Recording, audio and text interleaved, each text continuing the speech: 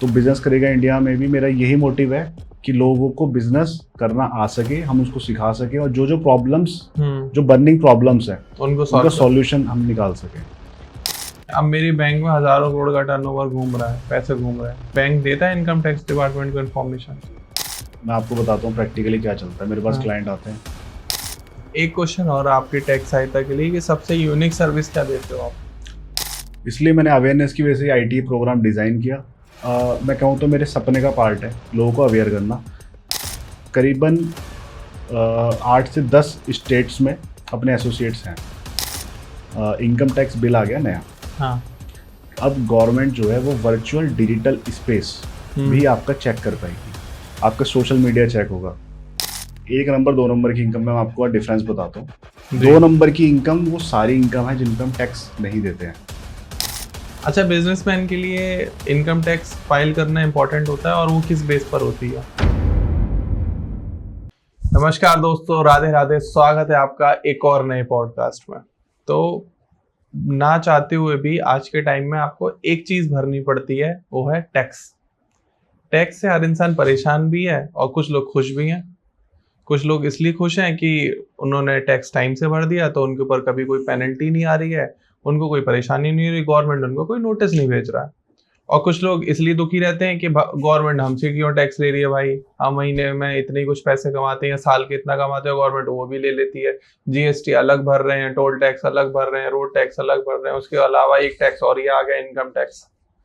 तो अगर आपके पास सही एजुकेशन है और सही नॉलेज है, या आपका सीए या टैक्स कंसल्टेंट सही है जो आपकी फाइल्स को सही से मैनेज कर रहे हैं, तो जो पैसा फिजूल में भर रहे हो या जो टीडीएस आपका कट जा रहा है या जो फंड आप बिना चाहते हुए आपको देना पड़ रहा है, वो आप वापस भी ले सकते हो। गवर्नमेंट में बहुत सारे ऐसे लॉज हैं, अगर आप उनको पता लगा लो और उनका सही से इस्तेमाल कर लो, यूज कर लो, तो आपकी बहुत सारी तकलीफों का निवारण हो सकता है। दूसरा, आपको इन सब की वैल्यू जब समझ में आती है जब आप कोई बड़ा लोन लेने जाते हो, कोई बिजनेस करने जाते हो, तो आपको समझ में आता है कि अरे मेरी तो कोई वेल्थ ही नहीं है कोई, क्योंकि अगर आप बैंक को ये दिखाते हो कि मैं टैक्स ही नहीं भरता हूँ, मेरे कोई आईटीआर ही नहीं है, तो बैंक भी एक की नजर में आप जीरो।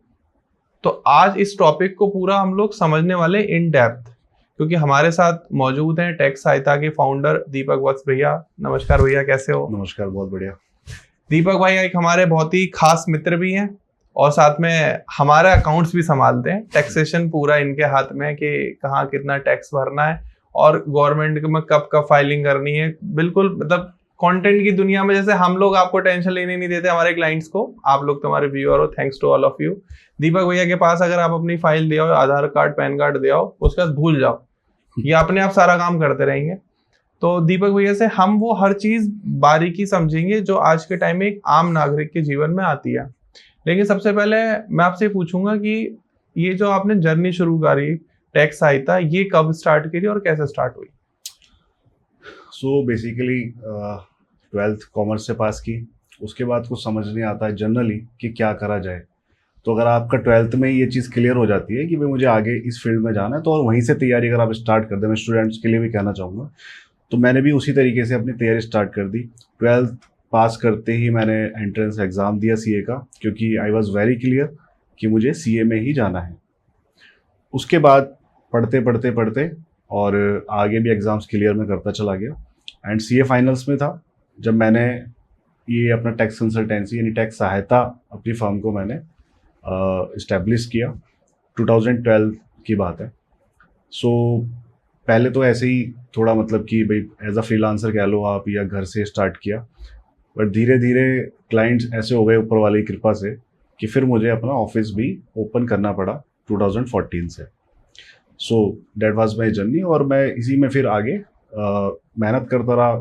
ग्रोथ भी होती रही, अप्स एंड डाउन्स आते हैं, बट चीज़ें ठीक चलती रही। एक क्वेश्चन और आपकी टैक्स सहायता के लिए कि सबसे यूनिक सर्विस क्या देते हो आप?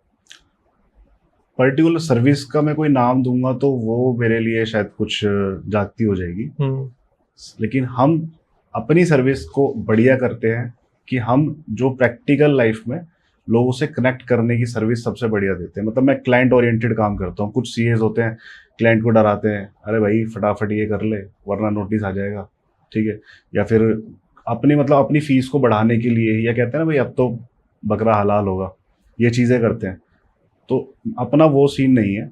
अपना सीधी सी बात है, क्लाइंट ओरिएंटेड काम करना है, जिसमें क्लाइंट को कंफर्ट हो और क्लाइंट समझ पाए। क्योंकि अगर हम क्लाइंट को ही सेटिस्फाई नहीं कर सकते, क्लाइंट को ही हम प्रेशराइज कर रहे हैं, दबाव बना रहे हैं किसी भी चीज़ के लिए कि भाई आपके पास अब जीएसटी का नोटिस आ जाएगा, या आप इतना टैक्स भरो, या इतना इंटरेस्ट भरो, या जो भी है, ठीक है, तो वो मेरे हिसाब से हम सही तरीके से अपने प्रोफेशन के साथ नहीं निभा पा रहे हैं। मैंने एक रील में सुना था, एक सीए बता रहे थे कि जो नोटिस भी आते हैं वो सीए दिलवा देते हैं। ऐसा है? ऐसा देखो, अभी के टाइम में तो सिनेरियो में मैं नहीं कहूँगा कि ऐसा है, बट हाँ पहले कुछ टाइम पे ऐसा था, बिफोर जीएसटी अगर मैं हाँ। कहूँ तो ऐसा कहीं ना कहीं होता था कि ये चीज़ें बहुत ज़्यादा धड़ल्ले से चलती थी। मतलब काफ़ी सारी चीज़ें मैं डिस्क्लोज नहीं करना चाहूँगा, बट हाँ कहीं ना कहीं कुछ बड़े सीएज और कुछ डिपार्टमेंट के आपस में साठगांठ होती थी, जिस वजह से क्लाइंट बीच में बेचारा फिर फंसता था। ज्यादा था और क्लाइंट को पता भी नहीं रहता था कि क्या हो रहा है। क्लाइंट को पता ही नहीं है, अब वो कर भी नहीं सकता कुछ। उसको ये भी डर है कि अगर मैं इस सीए से दूसरे सीए के पास जाता हूँ तो कहीं मेरे लिए प्रॉब्लम खड़ी ना हो जाए। खुद मैं देखता हूँ कि मुझे 13 साल हो गए काम करते हुए, तो lots of clients and lots of experiences हैं। अच्छा, आपके हिसाब से मतलब अगर कोई एक सीए से दूसरे सीए पे स्विच कर रहा है तो क्या प्रॉब्लम आ सकती है? प्रॉब्लम आने का कोई सवाल ही पैदा नहीं होता अगर आप नॉलेज है आपके पास, आप अवेयर हो सब चीज़ों को लेकर। जैसे मैं आपको एग्जांपल के तौर पे बताऊं, जीएसटी के आईडी पासवर्ड होते हैं। अब उसमें जो सीए है वो अपने मान लो अपनी डिटेल्स डाल दे, मेल आईडी डाल दिया, अपना फ़ोन नंबर डाल दिया। अब जो क्लाइंट है वो कहीं और मूव करना चाह रहा है, बट उसकी सीए से हो रखी है सपोज करो लड़ाई, वो उससे लेगा नहीं या उसको पेमेंट नहीं दे रहा, अब उसको कहीं और जाना है, वो सीधा डिपार्टमेंट जाएगा, डिपार्टमेंट में सारी अपनी डिटेल प्रोवाइड करेगा, वहाँ जाके अपना पासवर्ड रीसेट कराएगा। मेरे साथ खुद हो चुका है ऐसा, ठीक है। क्लाइंट ने मेरी पेमेंट नहीं दी, ठीक है, अप्रॉक्स जितने भी, चलो मैं क्या बताऊँ, एक बड़ा अमाउंट था, और हम कब तक मतलब फ्री ऑफ कॉस्ट काम कर सकते हैं। तो उसके बाद उसने क्या करा कि जाके अपना पैसे वैसे दिए, काम करा, आईडी पासवर्ड जनरेट करा। मुझे तो लग रहा है, मैंने कहा भाई क्लाइंट पैसे देगा, वो तो अपना काम कहीं और करा रहा है, ठीक है। इनकम टैक्स में पहले होता था कि ई फाइलिंग ओटीपी वगैरह आता था, अब ऑप्शन आ गया आधार ओटीपी का। आधार ओटीपी से कोई भी बैठे बैठे, मतलब मैंने यहाँ पे सब कुछ फिल कर दिया, ठीक है, और पता चला 5 मिनट में क्लाइंट ने आधार ओटीपी से अपना पासवर्ड चेंज किया, खुद ही रिटर्न भर ली। सो काफ़ी सारी मतलब इससे नुकसान है। गवर्नमेंट इसलिए कर रही है शायद कि आम आदमी के लिए सुविधा हो, लेकिन इससे जो भी टैक्स प्रोफेशनल्स हैं, अकाउंट प्रोफेशनल्स हैं, जो सीएज हैं, सबके लिए मैं कहता हूँ मार्केट में कंपटीशन तो इतना हो गया है कि मैंने एक देखा कि 500 आईटीआर फाइल करो और आपको एक बुलेट गिफ्ट करेंगे। ऐसी ऐसी चीज़ें भी मैंने देखी है। मतलब फिर से था ना, मतलब ऐसा होता है कि कुछ कंपनीज हैं ऐसी बड़ी कंपनी की, आपको वो अपने एजेंट बनाएंगे, वो आपके थ्रू कि आप इतनी सपोज करो 500 आईटीआर आपने फाइल करा ली, जस्ट फॉर एग्जांपल बता रहा हूँ मैं, तो आपने 500 आईटीआर फाइल कराई, आपको उस पर एक इनाम में बुलेट दी जाएगी। ऐसी ऐसी चीज़ें हो रही है, मतलब क्या ही बताऊँ, मतलब कि बहुत मार्केट का ना ऐसा ज़्यादा मैनिपुलेट हो रखी है। हाँ। और हर किसी को मतलब बस ये है कि हाँ ठीक है ये काम आसान है, यूट्यूब आ चुका है, ठीक है, वो तो हमारे अंबानी जी की मेहरबानी है जो जियो सस्ता करके और यूट्यूब लोग चलाने लग गए, वरना पहले एक छोटी सी वीडियो खोलने में 150-200 रुपये लग जाते थे। सही बात है, लोग हर समय डेटा बंद करके रखते थे। हाँ, तो जब यूट्यूब आ गया तो अब सोचते हुए यूट्यूब फ्री यूनिवर्सिटी है, बट उनको ये नहीं पता कि जो प्रोफेशनल है, अब जिसने हम इतने साल से पढ़ाई कर रहे हैं, इतनी मेहनत करते हैं, मतलब कि 10-10 12-12 घंटे मैंने खुद पढ़ाई करी है, उसके अलावा कोचिंग्स चल रही है, ऑफिस में ट्रेनिंग चल रही है, वो सब हमारी बेकार है फिर एक तरीके से देखा जाए तो। सही बात है। तो इसलिए ये चीज़ लोगों में अवेयरनेस होनी बहुत ज़रूरी है। अब यहाँ पे क्या हो चुका है कि सपोज करो कोई रजिस्ट्रेशन का, मान लो मैं सपोज करो 2000 रुपये चार्ज करता हूँ, और कोई और बंदा उसी काम को 1800 रुपये में कर रहा है ना, तो बंदा 1800 वाले के पास चला जाता है। सही बात है। वो देखता भी नहीं है कि ये क्या मतलब इसकी मार्केट वैल्यू है, क्या इसके ऊपर रिलायबिलिटी है, और क्या मैं इसके ऊपर ट्रस्ट करूँ ना करूँ, बस पैसे देके और स्विच हो गया। तो दीपक भैया, आपके अकॉर्डिंग आईटीआर खुद भरनी चाहिए या किसी प्रोफेशनल से भरवानी चाहिए? देखिए, जिसका काम उसी को साझे। और पहले तो ये आईटीआर होती क्यों है और क्यों भरनी चाहिए? मैं आपको बताया तो, ITR basically income tax return, इसकी फुल फॉर्म होती है। ठीक है। अब यहाँ पे लोग रिटर्न का मतलब समझ लेते हैं कि हम कुछ फॉर्म भरेंगे और वहां कुछ से return गवर्नमेंट से मिलेगा। पैसा आएगा। भाई गवर्नमेंट आपको पैसा क्यों देगी? यहाँ हर चीज में योजना थोड़े ना चलनी है। गवर्नमेंट तो लेने के लिए बनी है। हाँ, कि मोदी जी बोल दें कि अजी अब से तो पैसा ही आपको ना टैक्स हम वापस करेंगे। किस चीज का वापस करेंगे? कुछ नहीं। तो लोगों ना बहुत भ्रांति रहती है हाँ। कि कुछ रिटर्न आएगा, कुछ रिटर्न आएगा। जीएसटी में भी ऐसे मुझे बोलते हैं, सर जीएसटी रिटर्न भर रहे हैं, मेरा कितना पैसा वापस आएगा? बट रिटर्न का मीनिंग क्या होता है कि एक समरी, एक ब्यौरा आपको देना है, ठीक है, जिसके बेसिस पे गवर्नमेंट आपकी असेसमेंट करेगी आगे। और ये इनकम टैक्स जो सेल्फ असेसमेंट टैक्स है, यानी हम खुद ही अपनी रिटर्न फाइल करते हैं अपने एंड से। गवर्नमेंट जब चेक करती है और उनको कुछ लगता है तो वो स्क्रूटनी में केस आ सकता है, या फिर नोटिस भेज सकती है, या आपको बुला सकती है। वैसे आजकल फेसलेस सब चीज़ें हो रही हैं और काफ़ी फास्ट प्रोसेसिंग भी है। और करीबन इंडिया में 7 से 8 करोड़ आईटीआर फाइल करी जाती है। अब 7 से 8 करोड़ का डेटा चेक करना is not an easy task. तो बेसिकली तो अभी एआई के थ्रू ही सब कुछ, अभी आज के टाइम में तो वही हो रहा है। पोर्टल भी 4-5 साल पहले पूरा चेंज किया गया था, ठीक है। तो आईटीआर फाइल जो है, आपने जैसा भी क्वेश्चन किया, तो आईटीआर फाइल खुद से हम चाहें तो कर सकते हैं, उसमें कोई भी इशू नहीं है, प्रोवाइडेड हमें सारी नॉलेज होनी चाहिए उसकी।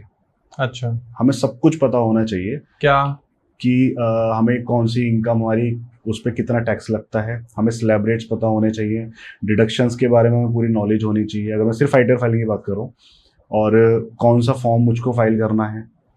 इसके बाद आईटीआर फाइल करने के बाद फिर मुझको वेरीफाई करानी है, वेरीफाई करने के बाद फिर प्रोसेस भी होती है, प्रोसेस के बाद कोई मुझको नोटिस आता है तो मैं उसका क्या करूँ। अगर मैं ये सारी चीज़ें नहीं जानता हूँ, ठीक है, तो बेटर ये है कि किसी भी प्रोफेशनल को हायर करके, और हायर क्या करना है सर, साल में एक बार अपनी आईटीआर फाइल होती है, कोई नॉर्मली 500-1000 रुपये आपसे चार्ज कर ले और आपको एक सर्विस दे दे, तो इतना तो खर्च कर लो। सही बात है। अब एक बंदा, मतलब मैं कई सारे ऐसे बहुत, मुझको तो नंबर ऑफ क्लाइंट्स हैं, मैंने आज तक आपको बताऊं 10,000 प्लस क्लाइंट्स को सर्विस दे चुका हूँ, ठीक है, बिकॉज नंबर ऑफ आईटीआर्स मेरे पास ऊपर वाले तरह से अच्छा है। एंड 13 साल हो गए हैं, तो नए नए क्लाइंट्स भी आते रहते हैं कहीं ना कहीं। सारे मिला के मैं आपको बता रहा हूँ 10,000 प्लस क्लाइंट्स को ऑलमोस्ट मैं इंटरेक्ट कर चुका हूँ। तो कुछ क्लाइंट्स ऐसे होते हैं महीने की 1 लाख 1.5 लाख रुपए, 2 लाख रुपए भी सैलरी आ रही है उनकी। आप साल की देख लो कितनी हो गई, आराम से 20-22 लाख रुपए। उनको 500 रुपये 1000 रुपये देने में भी दिक्कत है, ठीक है। और अगर आप उनसे बोलो तो, मतलब मैं आपको बहुत नॉर्मल बात बता रहा हूँ, इसमें ऐसा कुछ नहीं है कि कोई कहने लगे कि भाई हम तो नहीं करते ऐसे। सही बात बट है। मैं नॉर्मल लोगों को टारगेट नहीं, जनरल जो मुझे चीज़ें फेस करनी पड़ती है वो बता रहा हूँ। तो कई लोग कहते हैं अरे भाई साहब करने क्या है आपको, 4 बटन ही तो दबाने कंप्यूटर पर, हाँ, ऐसा कहते हैं, है ना, और आपके पास पैसे आ जाएंगे, क्या दिक्कत है, कर दो इसको, 300 रुपये ले लेना, 200 रुपये ले लेना। 100 में भी ऑफर आते होंगे, मतलब बहुत चीजें हैं, तो चीप हो गया बहुत ज्यादा, उनको फिर हाथ जोड़ के मना विदा करा जाता है। तो ये चीज है, तो आप खुद से भर सकते हो, कोई इशू नहीं है, आपको प्रोवाइडेड सारी नॉलेज होनी चाहिए। मेन तो प्रॉब्लम वही आती है जब आप खुद से भर तो देते हो, लेकिन जब कोई नोटिस आ जाता है फिर आपको सीए के पास जाना पड़ेगा या किसी टैक्स प्रोफेशनल के पास जाना पड़ेगा। फिर जो आपने 10 साल के पैसे बचाए होंगे ना आईटीआर फाइल करने में, एक बार में देने पड़ जाएंगे। वही होता है। मैं अपने चैनल पे, मेरा चैनल है यूट्यूब पे टैक्स सहायता के नाम से, और काफ़ी सारे लोग जो मेरे अभी व्यूअर्स हैं उनको पता होगा कि टैक्स सहायता पे मैं चैनल चलाता हूँ और काफ़ी टाइम से चला रहा हूँ। मैं जनरली देखो, मैं उस पर बहुत ज़्यादा कंटेंट नहीं डाल पाता, बट मैं जो भी डालता हूँ उस पर ये डालता हूँ कि मैं एक आम आदमी से कनेक्ट कर पाऊँ। तो मैंने अभी लास्ट ईयर भी कुछ ऐसी वीडियोस डाली थी, जैसे एक मैंने डाली उसमें कि भाई इस टाइप से एक थी, मैं आपको बताता हूँ कि मैंने आईटीआर की फाइल करी, मजे ही मजे, मैंने अभी ये सर्च किया, मजे ही मजे, और ये मैंने सबमिट करी, मेरे मजे ही मजे। उसके बाद नोटिस आ जाता है, कहता मैं खुद से पैसे बचा रहा था, अब आएंगे मजे ही मजे। सो थोड़े से पैसे बचाने की वजह से, और आप गलत काम करें, इससे बेटर है कि आप किसी प्रोफेशनल से काम करें। बट इंडिया में क्या है ना कि कुछ भी छोटी छोटी चीज़ें हैं तो हर कोई तो डॉक्टर बन जाता है अपने आप में, यूट्यूब पे वीडियो देख के। अब तो चैट जीपीटी आ गया है। हाँ, तो सब चीज़ें वो नहीं करनी चाहिए। एक प्रोफेशनल से आप काम कराएं, और प्रोफेशनल की डेफिनेशन मेरे हिसाब से ये होती है कि कम से कम कुछ साल का उसका बैकग्राउंड हो, कई पर्टिकुलर ऑफिस लेके बैठा हो। कई लोग तो ऐसे आते हैं, पता नहीं जी हमारा सीए तो पता नहीं कहाँ चला गया, गायब हो गया। अभी 2 घंटे पहले मेरे पास एक क्लाइंट की कॉल आई, जस्ट मेरे ऐड देख के, कि पता नहीं वो सीए तो पता नहीं कहाँ गया हमारा, अब जीएसटी मैंने लिया था, अब क्या करें, मुझे तो समझ में ही नहीं आ रहा। अच्छा, हाँ, सीए गायब है, पता नहीं कहाँ है। अब पता नहीं कहाँ है का क्या मतलब होता है कि वो जनरली जानबूझ के फ़ोन नहीं उठा रहा, जैसे नंबर चेंज करते, बिकॉज वो प्रोफेशनल नहीं था। कई बार ऐसा भी होता है क्लाइंट पहले पेमेंट ही नहीं देते, लटकाते रहते हैं सीए की पेमेंट, टैक्स हाँ, प्रोफेशनल तो उसके लिए मैं कहना चाहूँगा, मेरे खुद के मतलब काफ़ी लॉसेज हुए हैं इस वजह से। तो मैं तो सीधा सा मेरा हिसाब है, चाहे 10 की जगह 5 क्लाइंट आए, बट मैंने सबको मैं बोलता हूँ कि मुझे एडवांस पेमेंट चाहिए, अदरवाइज मैं वर्क नहीं कर सकता। कोई कुछ कहता है हम पैसे लेके भाग रहे, कोई कहता है कि भाई हम कहाँ चले आएंगे, हीरा घर फलाना ढिकना। सर्विस इंडस्ट्री में ये प्रॉब्लम है। काफ़ी सारी बेसिकली ना उनको वैल्यू नहीं दिखती। हाँ। प्रोडक्ट की तो वैल्यू दिख जाएगी, वो 1.5 लाख का आईफोन खरीद लेंगे और हर साल उसको अपग्रेड भी कर लेंगे, बट 1000 रुपये एक टैक्स कंसल्टेंट को, सीए को देने में उन्हें आफत है। ये चीज़ है। अच्छा, मुझे थोड़ा सा आईटीआर के बारे में आप बताओ जी। कि अगर किसी ने आईटीआर नहीं भरी है 3, 4 या 5 साल और उसको लोन चाहिए तो मिल जाएगा? सर देखिए, बिना आईटीआर के कोई लोन नहीं मिलता, आजकल कार लोन भी नहीं मिलता। सच बात है ना ये? बिल्कुल सच बात है, बिल्कुल लोन नहीं मिल सकता, वो चाहे कितनी भी कोशिश करे। और हमारे पास कई बार आते हैं लोग, बोलते हैं 3 साल की आईटीआर फाइल कर दो जी। भाई साहब प्रोविजन ही नहीं है। पहले मैं हो कैसे जाती थी करूं? बैक डेट में। पहले हो जाती थी, अभी है, अभी भी है ऑप्शन, आईटीआर यू करके एक रिटर्न है, अपडेटेड रिटर्न, उसके थ्रू हम अपनी आईटीआर फाइल कर सकते हैं, बट वो मैं कभी रिकमेंड नहीं करता। क्योंकि देखिए, आप सीधी सी बात है, लोन वाला जो है बंदा, जो भी बैंक का पर्सन होगा, वो आपसे बोलेगा मुझको एक आईटीआर अब की दे दो, आप एक 6 महीने पहले की दे दो कम से कम, एक उससे 6 महीने पहले दे दो। आप आईटीआर यू आज की डेट में फाइल कर रहे हैं और करंट वाले भी आप आज की डेट में फाइल कर रहे हैं, तो डिफरेंस तो कुछ हुआ ही नहीं। सही बात है। तो उसकी वैल्यू क्या रहेगी? तो जब मैं कहता हूँ क्लाइंट को कि आप कम से कम आप अपनी आईटीआर फाइल तो कराना स्टार्ट करो, आज जरूरत नहीं पड़ेगी, कह रहे भाई साहब जरूरत ही नहीं है, लोन की बहुत पैसा है, अगले साल आ रहे भाई साहब 3 साल की आईटीआर चाहिए। मैंने क्या हो गया भाई, पैसा खत्म हो गया। सो उस टाइम पे एकदम से 3 साल की आईटीआर तो हो नहीं सकती। जिस दिन लगे बहुत पैसा है उस दिन तो समझ लेना कि अब आपको आईटीआर तो भरनी पड़ेगी। आईटीआर भरते ही हुआ है जिनमें बहुत पैसा है। सो देखिए, आईटीआर फाइल जैसे आपने पूछा कि हमें क्यों करनी चाहिए कैसे, तो आईटीआर फाइल का सीधा सा फंडा मैं आपको बताता हूँ। जो भी नॉर्मल पर्सन है, कोई भी कुछ तो अर्न करता है। सही बात है। कुछ तो अर्न कर रहा है, मतलब एक चलो एक मैं 15-20 हज़ार वाले को मैं एक बार को छोड़ देता हूँ, ठीक है, लेकिन अगर लोन चाहिए उसको, तो बेचारे को उसको भी आईटीआर फाइल करानी पड़ती है। और उसको बोलो कि आपकी सैलरी तो 20,000 या 22,000 रुपये मान लो मंथली है, वो कहेगा नहीं मेरी तो आप 6 लाख रुपए की दिखाओ। क्यों जी? बैंक वाले ने बोला है। इतना पैसा आ नहीं रहा उसके पास, but for the purpose of loan वो आईटीआर इतनी की फाइल कर रहा है। प्रैक्टिकली यही चीज़ चलती है। तो यहाँ पे बेसिकली मैं आईटीआर को ये नहीं कहूँगा कि लॉ की एनफोर्समेंट की वजह से लोग आईटीआर फाइल कर रहे हैं, अपने फायदे के लिए लोग आईटीआर फाइल कर रहे हैं। सही बात है, बिल्कुल प्रैक्टिकल बात है। मैं आपको कुछ 2-3 कैटेगरी बताता हूँ। जैसे पहला तो क्या हो गया कि जिसका टीडीएस कटा हुआ है वो सोचता है कि रिफंड आ जाए, ठीक है, हाँ टीडीएस के बारे में भी बात करेंगे। जी। तो जिसका टीडीएस कटा वो सोचता है रिफंड आ जाए। दूसरा, लोन के लिए हमें आईटीआर चाहिए, ठीक है, बिना उसके होगा नहीं।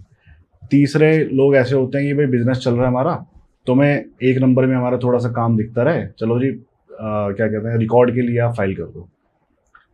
इसके अलावा आपके जैसे कुछ पेंशनर्स होते हैं, या एफडी करा दी, बैंक में 10 लाख की एफडी है, उस पर कुछ साल का जो भी ब्याज आ रहा है 70-80 हज़ार रुपये, उस पर बैंक भी हमारे महान है, वो बिना किसी लिमिट के टीडीएस काट लेते हैं कई बार। ऐसा है? हाँ जी, जो लिमिट होगी, लिमिट के हिसाब से नहीं, वो उनका किसी का 20,000 रुपये ब्याज भी आया ना, वो उस पर भी 10% के हिसाब से टीडीएस काट लिया। कहते कौन दिमाग लगाएगा, हम जमा कराएंगे। वो जब बंदा आएगा, भाई साहब आपने तो टीडीएस काट लिया मेरा, मैंने तो फॉर्म भी भरा था 15G या 15H एक फॉर्म होता है जिससे टीडीएस आप ना डिडक्ट करें, ठीक है। वो कहता है कोई बात नहीं, सीए के पास चले आना, वो सब कर देगा, वापस करा देगा। लेकिन ऐसे ऐसे बंदों को प्रॉब्लम, अगर कोई मान लो कोई 80 साल के बुजुर्ग हैं या 75 साल के बुजुर्ग हैं, वो बेचारे आईटीआर फाइल कराने के लिए सीए के ऑफिस के धक्के खाए, मुझे लगता है जायज़ नहीं है। तो थोड़ा सा उन चीज़ों को देखते हुए भी पहले ही थोड़ा सा ये सिर्फ अवेयरनेस की कमी है। अगर आपको पता है कि ये मेरा एक 15G या H भर के और मेरा काम हो सकता है टीडीएस डिडक्ट ना हो, तो आपका आसानी से ब्याज आ रहा है घर में बैठ के, आप बिल्कुल बिल्कुल प्रैक्टिकल नॉलेज है। तो ये कई 3-4 कैटेगरी हैं जो जनरली लोग आईटीआर अपनी फाइल करते हैं। अच्छा, और मुझे एक चीज जिनके ऊपर ऑब्लिगेशंस है हाँ कि भाई उनकी इनकम ही बहुत हाई, जैसे सैलरी वाले लोग हैं, हाँ बेचारे परेशान रहते हैं। 22 लाख रुपए, 20 लाख रुपए, 25 लाख रुपए का पैकेज है, हाँ कहते दीपक भाई टैक्स बहुत कट गया। मेरा तो मान लो सपोज करो 5 लाख रुपए टैक्स कर दिया, मैं क्या करूँ, इसमें से कितना रिफंड करा दोगे? मैं देखता हूँ कैलकुलेट करके, भाई साहब रिफंड तो इसमें होगा नहीं कुछ।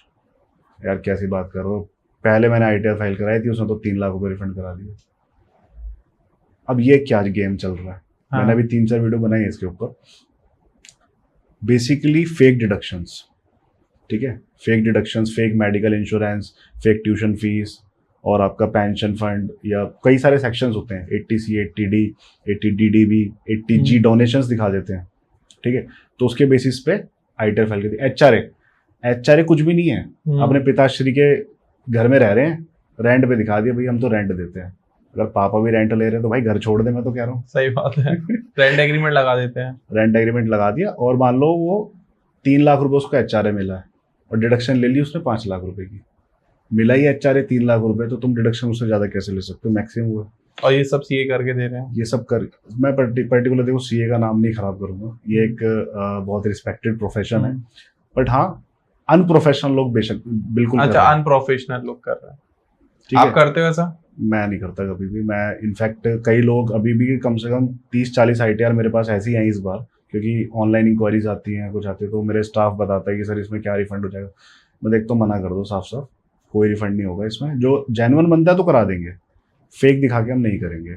अच्छा, पहले क्या था, इस साल से बहुत ज़्यादा रिस्ट्रिक्शंस आ गई हैं। अब क्या है कि आपको अब LIC की डिटेल अब डालोगे तो उसका पॉलिसी नंबर आपको डालना पड़ेगा। HRA तो HRA का कैलकुलेटर उसके अंदर दे दिया, अब आप बच ही नहीं सकते। फिर भी लोग परेशान हो रहे हैं कि भाई मैं इसके पास जाऊँ, उसके पास जाऊँ। वो सोचते हैं कि हम सिस्टम से आगे बढ़ के काम कर लें। हम सही सिस्टम बात से है। आगे बढ़ के काम नहीं कर सकते। जो बिल्कुल तरीका है वो तरीके से ही काम होगा। सो मैं मान लो कि मैं 10-20-50 हज़ार रुपये कमाने के चक्कर में, इससे ज़्यादा क्या ही एक्स्ट्रा कमा लूंगा ऐसे उल्टे सीधे काम करके, तो मैं वो सब चीज़ करने के चक्कर में और अपने प्रोफेशनल को कंप्रोमाइज़ करूँ, वो that not cup of my T.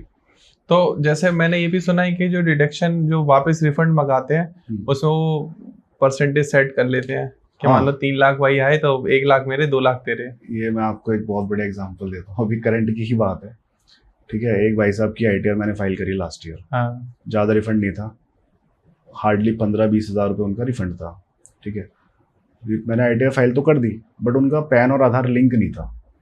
अब पैन आधार लिंक नहीं था तो क्या हो रखा है कि गवर्नमेंट ने ये चीज़ें इशू करी है कि आपका रिफंड नहीं आएगा जब तक पैन आधार लिंक नहीं करे। पैन आधार लिंक आपने भी कभी सुना हो तो 4-5 साल से चीज़ें चल रही हैं, पहले ऐसे ही हो जाता था।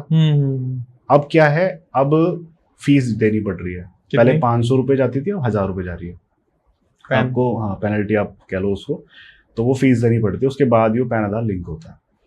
अब पैन आधार उनका लिंक नहीं था, तो स्टाफ के थ्रू ही उनकी मतलब कोऑर्डिनेशन चल रहा था, उनको ITR की हमने अनवेरीफाइड कॉपी प्रोवाइड कर दी थी। ठीक है। अब वेरीफाइड कॉपी जो होती है, या तो आप उसको बैंक के थ्रू वेरीफाई करो, EVC के थ्रू, या आधार OTP के थ्रू करो, या फिर स्पीड पोस्ट से भेज दो, तब होती है। तो स्पीड पोस्ट से हमारे पास ऑप्शन बचा था, क्योंकि और दोनों ऑप्शन उनके काम नहीं कर रहे थे। ठीक है। अब अनवेरीफाइड कॉपी दे दी, अब वो 2-3 बार आए, भाई साहब उसका रिफंड आ गया, मेरा नहीं आया। मैंने उनको बताया सर आपका पैन आधार लिंक नहीं है, ठीक है। फिर वो कराया, उन्होंने पेमेंट करी, फिर देखा तो उनका पैन और आधार मिसमैच था। अच्छा, नाम वगैरह नाम या डेट ऑफ बर्थ में कुछ मिसमैच था। मैंने कहा सर आप इसको करा लो। फिर आए 1-1.5 महीने 2 महीने बाद, सर मेरा रिफंड नहीं आया। मैं सर आपने करा लिया था? नहीं, तो मैं तो भूल गया। मैं चलो आप करा लेना। हाँ। अब इस ईयर की जब ITR फाइल करनी, तो वो कहते हैं हमारा तो पहले का ही कुछ नहीं हुआ। मैंने सर आप एक बार मिलो, आओ, ठीक है। अब वो कहते हैं कि भाई मेरा तो आया नहीं सर, कभी ऐसा तो नहीं आपने फीस कम ली इस वजह से नहीं आप रिफंड करा रहे। मैं सर कैसी बात कर रहा हूँ, अगर मुझे फीस की बात होती तो आपसे स्टार्टिंग में बोल देता।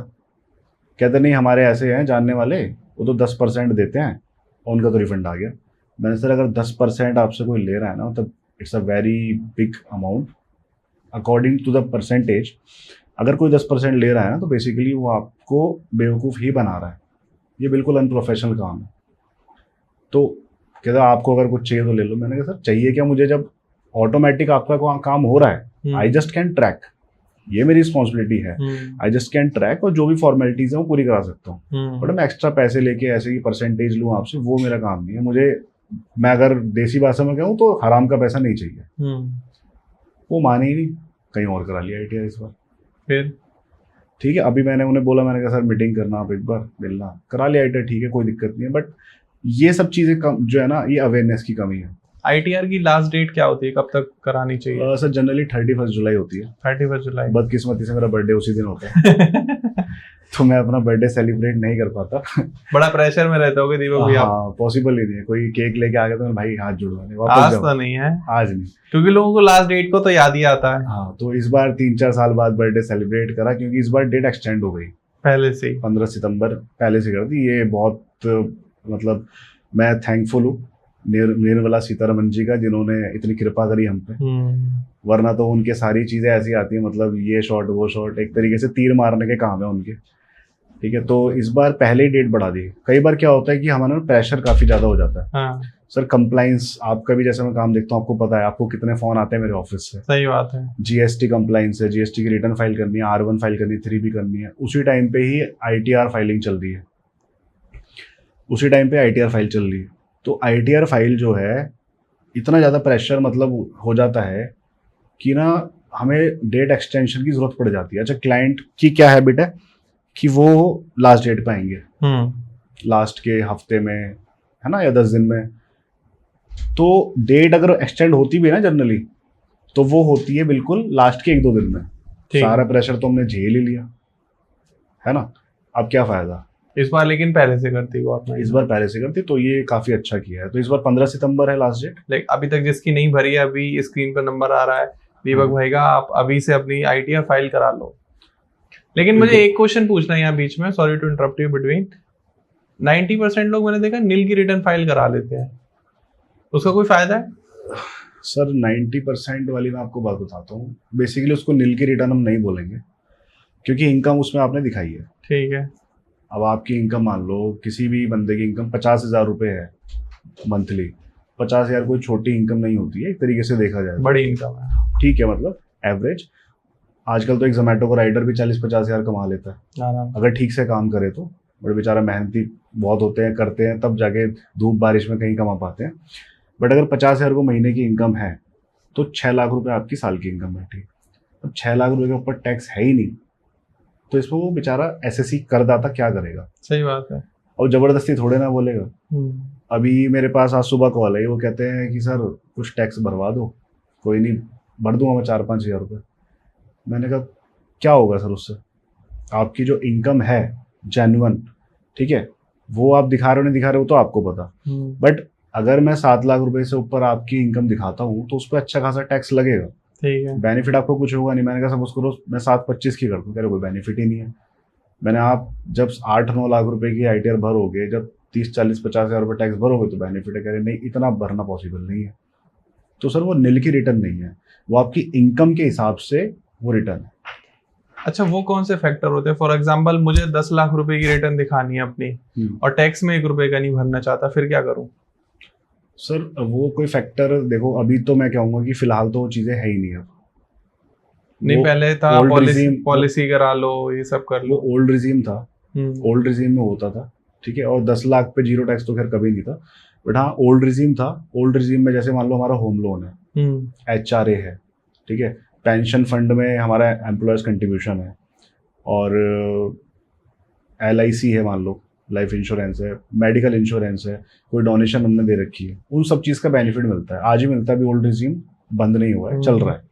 अच्छा, अगर आपके पास इनमें से कुछ भी नहीं है, वही मैंने आपको स्टार्टिंग में बताया, अगर फेक चीज़ें आप दिखाए जा रहे हो तो नोटिस तो आपको आना तय है। बिल्कुल। तो इसलिए वो ये सब चीज़ें ओल्ड रिजीम में होती थी, अब पॉसिबल नहीं। अब न्यू रिजीम में सीधा सीधा उसमें 7 लाख रुपए तक कोई टैक्स नहीं है, उसके ऊपर आप जाओगे तो टैक्स लगेगा। बाकी अगले साल से, अब आप उसको भी नील बोल देना, अगले साल से 12 लाख रुपए तक फ्री है। अगले साल 12 लाख रुपए तक फ्री है। ये 7 वाली लिमिट 12 लाख हो जाएगी। पहले तो मैं ही बहुत दिन सदमे में रहा, मैंने कहा भाई 7 से 12 इन्होंने कैसे कर दिया, क्या है क्या नहीं है। खैर वो नेक्स्ट ईयर पता लगेगा, हो सकता है कि क्या चीज़ है। हाँ, बट स्टिल काफ़ी अच्छी चीज़ है, क्योंकि 12 लाख में जनरली मिडिल क्लास पर्सन जो भी है वो कवर हो जाता है। सो यही है कि 12 लाख रुपए तक की छूट रहेगी। और हाँ, मैं आपको अभी ये भी बता देता हूँ, इनकम टैक्स बिल आ गया नया। हाँ, ठीक है, अभी 21 अगस्त को ही प्रेसिडेंट ऑफिस से पास हुआ है। तो पहले इनकम टैक्स एक्ट 1961 हम पढ़ते थे, ठीक है, 1961 में था, ठीक है जी। अब 2025 में जाके उसको पूरा चेंज करा गया है, मतलब ठीक है। 64 ईयर्स बाद उसको चेंज किया गया है। अभी उसमें सारी चीज़ें मतलब रिलीज ढंग से नहीं हुई हैं, क्योंकि नई चीज़ आई है, सब कुछ चेंज होगा, वेबसाइट वगैरह, टाइम लगेगा। तो उसमें 2-3 चीज़ें, 4 चीज़ें जो अभी आ रही हैं, मैं आपको आपके चैनल के माध्यम से मैं चाहूँगा कि आप लोगों तक पहुँचाएं बात ये। बिल्कुल बिल्कुल बिल्कुल। उसमें सबसे बड़ी चीज़ जो इसमें आ रही है ना, वो ये आ रही है कि आप अब गवर्नमेंट जो है वो वर्चुअल डिजिटल स्पेस भी आपका चेक कर पाएगी। कैसे? What is the meaning of virtual digital space? आप जानते होंगे, आप तो खैर इसी फील्ड से हैं, सोशल मीडिया। हाँ आपका सोशल मीडिया चेक होगा, तेरे भाई ने आज गाड़ी ले ली, नहीं, अब भाई की गाड़ी पे ना अगर इनकम टैक्स की नज़र है हाँ तो वहाँ पे आपके अकाउंट्स चेक हो सकते हैं। ठीक है, कोई आपने देखा हो वीडियो, हाँ। है ना, पीछे बढ़िया सा अपना गाना लगा दिया और गड्डियाँ गड्डियाँ पड़ी हैं, है ना, ऐसे लोगों पे नज़र रखी जाएगी। मुझे तो ये भी सुनने में आ रहा है कि व्हाट्सएप पे भी नज़र रखी जाएगी। हालांकि मुझे लगता है कि ये प्राइवेसी से बहुत कॉम्प्रोमाइज़ है। ठीक है, जाहिर सी बात है, आप या मैं, अभी मैंने भी कुछ टाइम पहले न्यू कार लिया तो मैंने भी पिक शेयर करी, तो ये तो थोड़ा सा एक मतलब एक सेलिब्रेशन वाली बात हो जाती है। बट हाँ, अगर आप ले रहे हैं कुछ भी आप परचेज कर रहे हैं, कोई सोना दिखा रहे हो आप, या हाँ। कोई कार दिखा रहे हो, कोई और एसेट दिखा रहे हो, आपने कोई ट्रक खरीद लिया, जेसीबी खरीद ली, इसकी खुदाई करेंगे आप, लोगों को दिखाएंगे, तो ध्यान रखिए कि वो आपकी सब चीजें जेन्युइन होनी चाहिए। तो जो अगर फेक है हाँ। तो दिक्कत है। ऐसा नहीं कि आप लेके घबरा जाए, नहीं, अगर आप सारी चीजें दिखा रहे हैं, सब आप अपनी डिटेल सीए को देते हैं, सब इनकम्स का आपका हिसाब है, तो फिर कोई घबराने वाली बात नहीं है, कोई बाल बाका नहीं कर सकता। जो कार है, अब जैसे हम कार खरीद रहे हैं, मैंने खरीद ली कार 20 लाख रुपए की, तो उसका इनकम टैक्स से क्या रिलेशन है? इनकम टैक्स रिलेशन सर ये होता है कि आपके पास पैसा कहाँ से आया। आपने 20 लाख की कार खरीद ली, ठीक है, आईटीआर आप मान लो सपोज करो 5 लाख रुपए की फाइल करते हैं, आपने पिछले 5 साल के हिसाब से मैं कहता हूँ 25 लाख रुपए आपने अपनी आईटीआर फाइल कर दी, मतलब आईटीआर में आपने अमाउंट दिखा दी। इसको बोलते हैं जनरल प्रैक्टिकल में कि भाई आपने 25 लाख आपकी 1 नंबर की इनकम है, ठीक है, हम इसको ऐसे बोल देते हैं, ठीक है। 25 लाख आपकी इनकम है 5 साल की। अब 5 साल में क्या आपने खाना नहीं खाया होगा, बच्चों की फीस नहीं दी होगी, इंश्योरेंस नहीं कराया होगा, या घर में कुछ मेंटेनेंस के पैसे नहीं लगेंगे, सब कुछ करा होगा। 5 लाख में से अगर मैं ईयरली का देखूं तो कितना बच जाएगा? सिर्फ 2 लाख रुपए बच जाएगा, 1.5 लाख रुपए बच जाएगा। बहुत मतलब ये तो बहुत हाई सेविंग्स है, 20-30%। अब उसके हिसाब से अगर 1.5 लाख रुपए आपने साल का बचाया तो 5 साल के कितने हुए? 7.5 लाख रुपए। गाड़ी आप 20 लाख रुपए की ले लो, ठीक है, लेकिन अगर आपने वो लोन पे लिया है, कुछ भी है, तो अगर इनकम टैक्स सेटिस्फाई हो जाता है सारी चीजों से, तो नॉट एन इशू। कुछ लोग सोचते हैं नोटिस आ गया, अब क्या करें, है ना, अगर आपके पास नोटिस भी आ गया तो कोई दिक्कत वाली बात नहीं है। इफ़ यू हैव प्रूफ्स, अगर आपके पास सब चीज़ के आंसर्स हैं, ठीक है, और सही प्रोफेशनल से आपने कांटेक्ट किया हुआ है टैक्स सहायता से, तो कोई दिक्कत वाली बात नहीं है, आप जाके जवाब दे सकते हैं। और अगर आप खुद रिटर्न फाइल कर रहे हैं, पता कुछ भी नहीं है, नोटिस आ गया कल को, फिर आप भागोगे, डरोगे, टेंशन में रात भर नींद नहीं आएगी, ठीक है, तो फिर एक अलग बात है, फिर तो क्या ही कह सकते हैं। साल में कितनी रिटर्न भरते होगे दीपक भाई आप? ऐसे नंबर्स तो डिस्क्लोज करना मेरे लिए खैर अभी पॉसिबल नहीं होगा, लेकिन हाँ ठीक ठाक है। उसमें से कितने % लोग हॉनेस्ट रिटर्न भरते हैं? सर ऑनेस्ट की मैं बताऊं, अगर मैं एक चीज़ आपको बताऊं कि बैंक स्टेटमेंट्स आपकी हैं, ठीक है, उसमें से कैश फ्लो आपका है, और सारी चीज़ें प्रॉपर बना के सब कुछ काम करना, और उस इनकम को आप अपना अगर डिस्क्लोज कर रहे हैं, तो वो एक तरीके से वो ऑनेस्ट रिटर्न है। मैं अपने क्लाइंट्स की बात नहीं करता, ये थोड़ा सा जागती हो जाएगी, मैं ऑल ओवर इंडिया की बात करता हूँ। मेरे हिसाब से अगर मैं सैलरी वालों को, जिनकी नॉर्मल कटती है, टीडीएस कट जाता है, जिनका भी टीडीएस कटता है उनको साइड हटा देते हैं, उनके अलावा जो लोग बचते हैं ना, 80 to 85% लोग ऑनेस्ट रिटर्न भरते ही नहीं है। और कम बता रहे हो आप। ठीक है आज के लिए तो मुझे लग रहा है 95% प्लस लोग। हो सकता है, क्लाइंट ही बताता है कॉल करके, हाँ, कि मुझे इतना टैक्स भरना है या इतने की रिटर्न भर दो मेरी। सर उसको बैंक स्टेटमेंट से कोई लेना देना नहीं है। प्रॉब्लम क्या है सर कि ना वो बेचारा टैक्स के नीचे दबा हुआ है, उसको जीएसटी भी देना है, उसको इनकम टैक्स भी देना है, उसको एक्साइज ड्यूटी भी देनी है। अब वो ना अपनी सेविंग्स अगर नॉर्मल बंदा करे, ठीक है, उस हिसाब से इतना नहीं बचा पाएगा। तो जब उसकी ज़्यादा सेविंग्स नहीं होंगी तो वो सोचता है कि यार मैं क्या ही फ़ायदा मेरा कमाने का। अच्छा एक चीज़ मैं आपको बताऊं, लोग बोलते हैं कि भाई साहब टैक्स क्यों लगेगा, मेरी तो मेहनत की कमाई है, सही बात मेरी है। तो एक नंबर की कमाई है। तो बेसिकली एक नंबर, दो नंबर, तीन नंबर होता क्या है, ठीक है। आपने देखा होगा पहले के टाइम पे कि स्मगलर्स होते थे, हाँ, खासकर पुरानी फिल्मों में। अभी भी होते हैं। एक तो वो अजीत जी आते थे, है ना, सारा शहर हमें लॉयन के नाम से जानता है ना, पूरा मोना, पूरा। मोना डार्लिंग, हम्म। ये 50 करोड़ का सोना उस शिप से वहां पर भेज दो। इस तरीके के पहले लोग होते थे, स्मगलर्स मतलब खासकर ठीक है। तो और भी कई, एक वो जीवन होता था, अरे कैसे आप इसको हमारे पीछे ला रहे हो, इस टाइप से। मतलब वो स्मगलर्स जो रहते थे, तो क्या स्मगलर्स जो हैं वही दो नंबर का पैसा कमाते थे? क्या हम लोग दो नंबर का पैसा नहीं कमाते? आप बताओ, आपको मैं क्या लगता है आपकी इनकम एक नंबर की है सारी? मेरी पूरी एक नंबर की है, मैं एकदम ईमानदार हूँ। ठीक है, क्योंकि आप टैक्स सहायता से काम करा रहे हैं सर। बिल्कुल सही। सो बेसिकली क्या होता है सर, एक नंबर दो नंबर की इनकम में मैं आपको डिफरेंस बताता हूँ। जी। दो नंबर की इनकम वो सारी इनकम है जिन पे हम टैक्स नहीं देते हैं। जो भी इनकम है हम उस पर टैक्स नहीं दे रहे, तो दो नंबर की है ऐसा है। जी। अब लोग कहेंगे तो मेहनत की, मेहनत इज डिफरेंट थिंग, बट अगर आपने टैक्स नहीं दिया तो गवर्नमेंट की नज़र में वो दो नंबर की इनकम सही है। बात है, सही बात है। अगर आप टैक्स दे देते हैं तो वो स्मगलिंग वाला पैसा भी एक नंबर का है।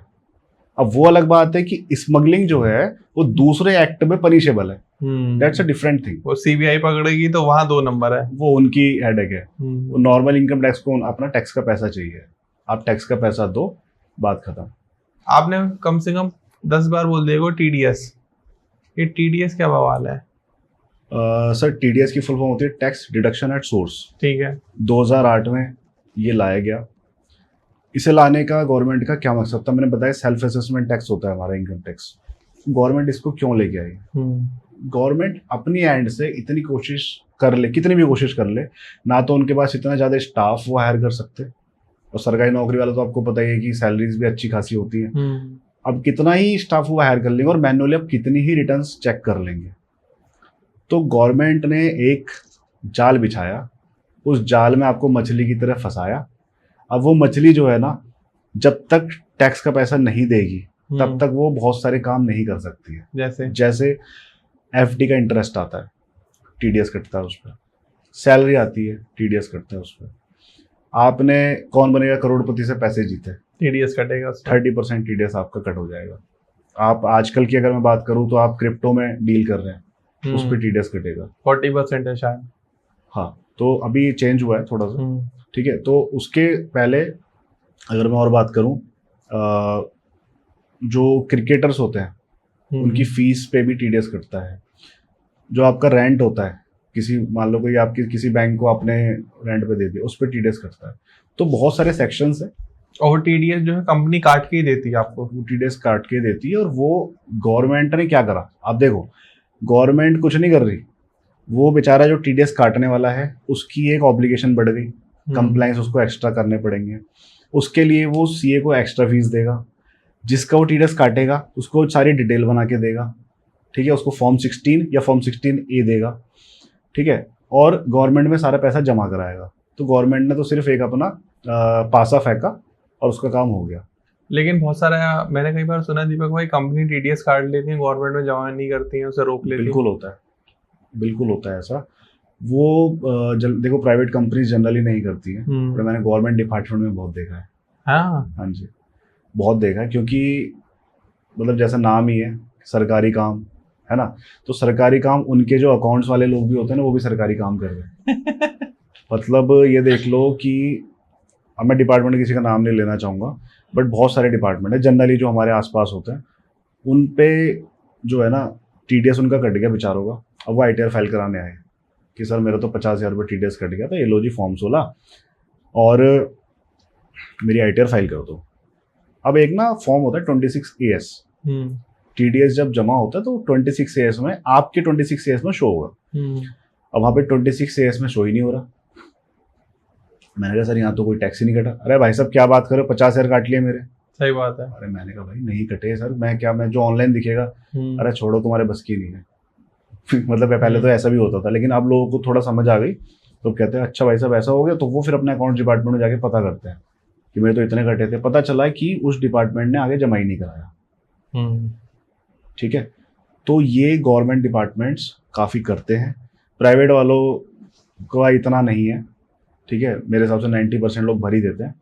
बट हाँ, जैसे कोई छोटी कंपनी होती है, आपने कुछ काम कराया तो एक TDS कटता है कॉन्ट्रैक्टर का 194C, तो वो लोग जनरली कभी कभी गड़बड़ी कर देते हैं।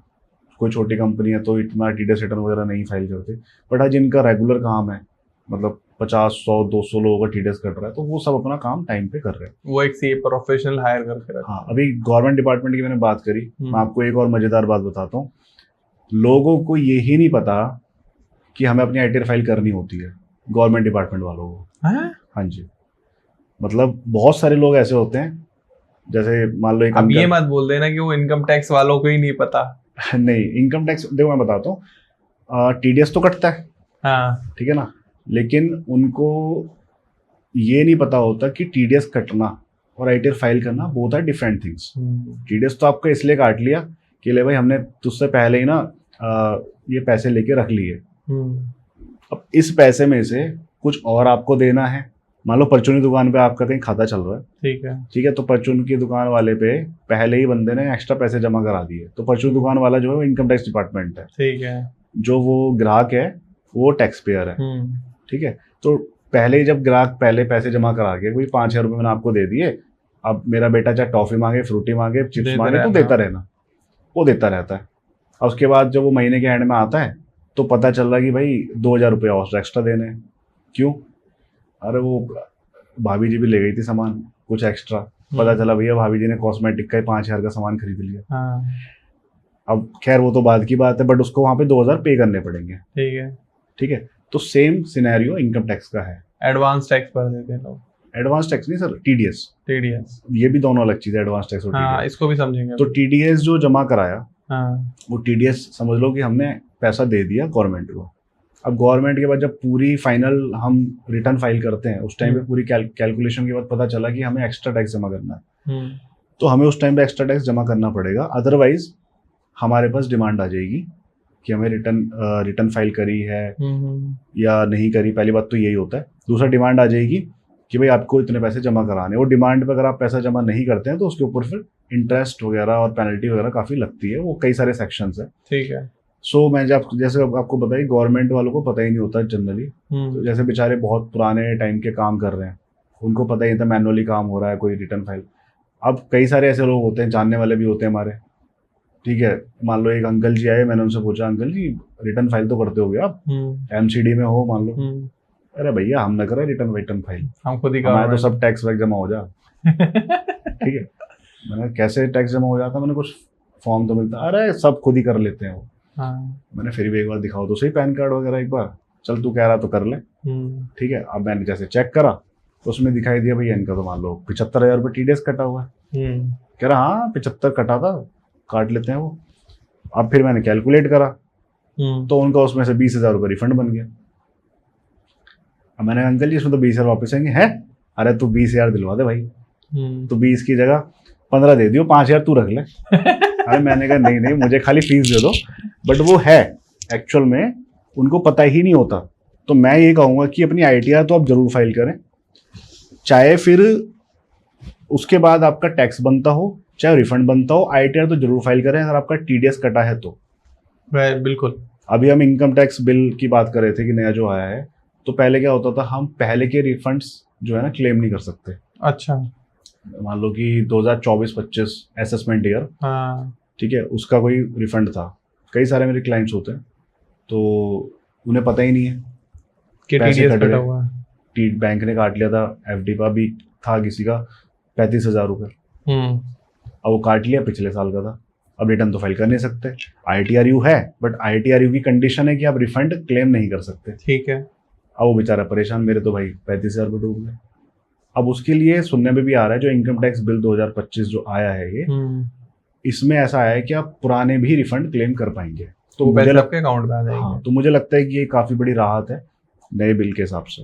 मैं तो कई ऐसे मेरे दोस्त हैं जो कॉर्पोरेट में, जिनको मैं जानता हूँ, यू वोंट बिलीव कि उनके 10-10 लाख 15-15 लाख रुपए का टीडीएस कटता है। हाँ बिल्कुल, 5-6 लाख रुपए सैलरी होगी, बिल्कुल कटता होगा। उनका पैकेज ही इतने बड़े बड़े हैं और गवर्नमेंट वो टीडीएस कटता है। और वो जो आपको आप विश्वास नहीं मानोगे कि वो क्या क्या निंजा टेक्निक लगाते हैं उसको रिफंड कराने के लिए। बहुत कोशिश करते हैं सर। मेरे पास आते हैं, मैं कहता हूँ भाई 30 लाख रुपए आपका मतलब इनकम है, आप सोच रहे हो रिफंड ले लूँ मैं इसमें से, मतलब टीडीएस में से, कैसे ले लोगे? आपका इनकम ही इतनी हाई है।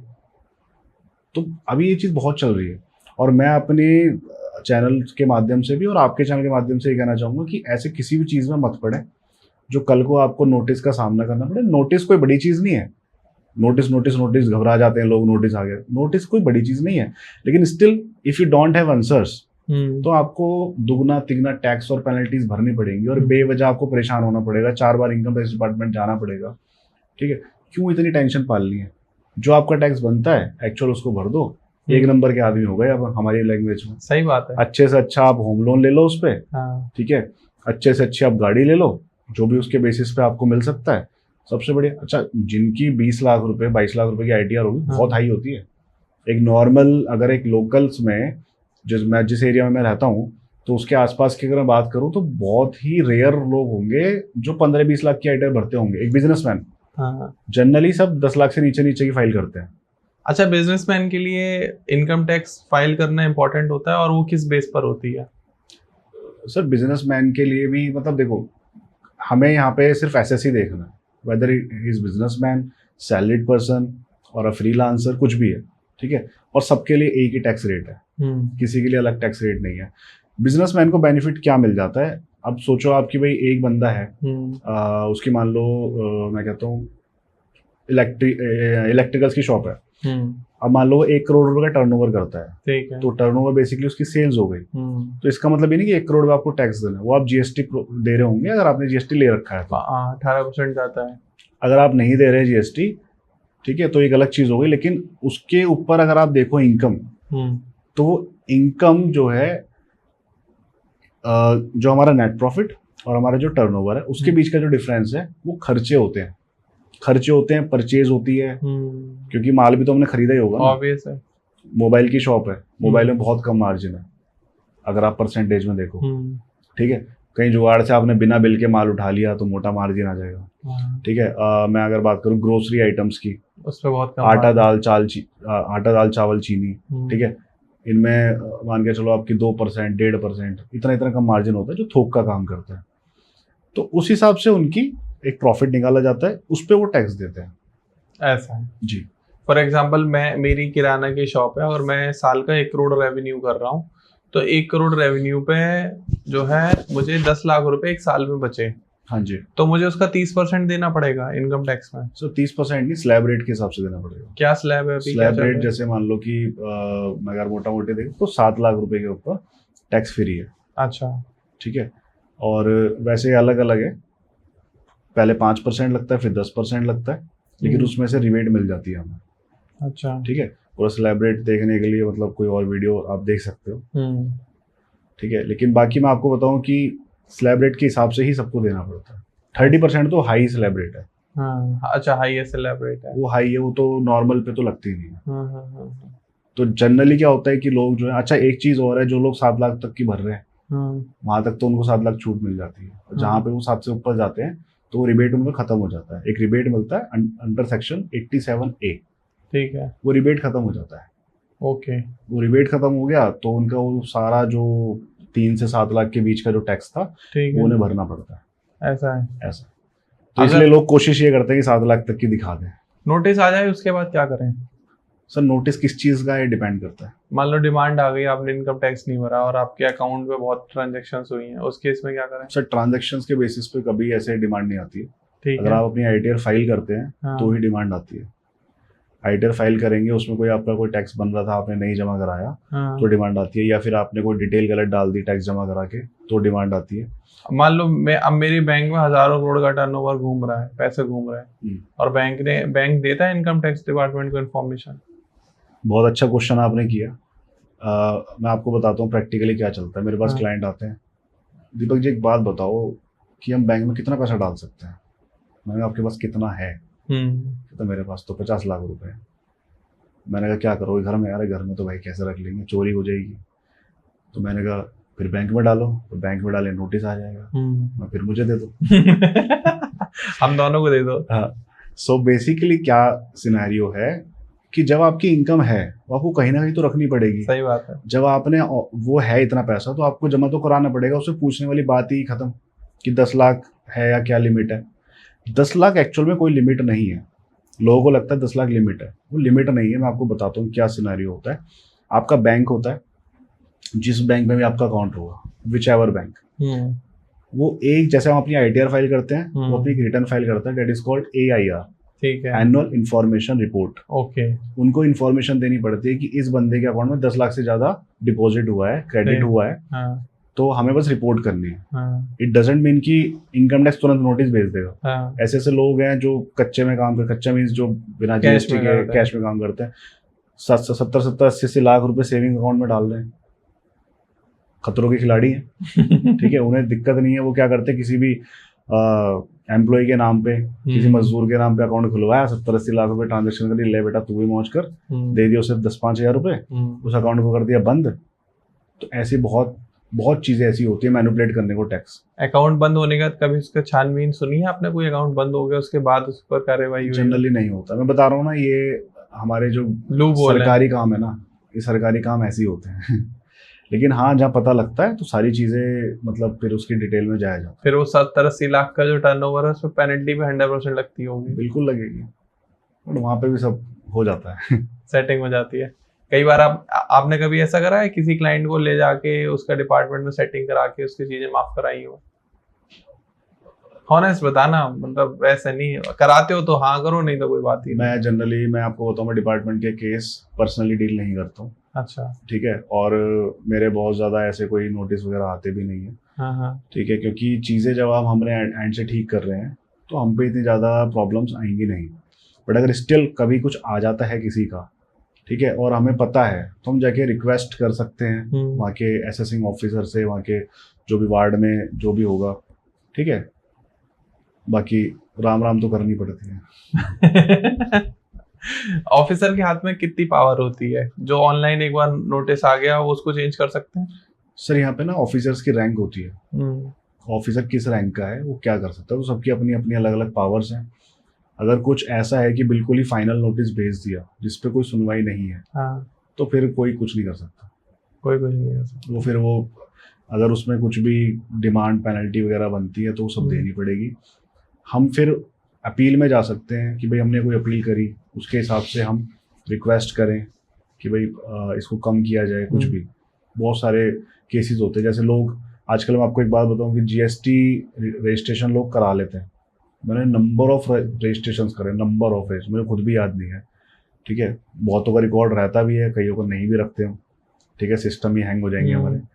तो नंबर ऑफ रजिस्ट्रेशन करे हैं। बट अगर मैं बात करूं कि मेरे पास उसमें से आप कितने क्लाइंट जनरली चल रहे हैं, तो शायद 1/4 ही चल रहे होंगे, और कम 1/4 चल रहे हैं, मतलब कि वो अपने रिटर्न्स फाइल कर रहे हैं। तो 3/4 कहाँ चले गए? ये बहुत बड़ी प्रॉब्लम है GST के अंदर। अब मान लो किसी ने GST ले लिया ना, उसने उस पर कोई सेल करा, ना परचेज करा, ना कोई रिटर्न करा, उसने छोड़ दिया, फिर क्या होता है?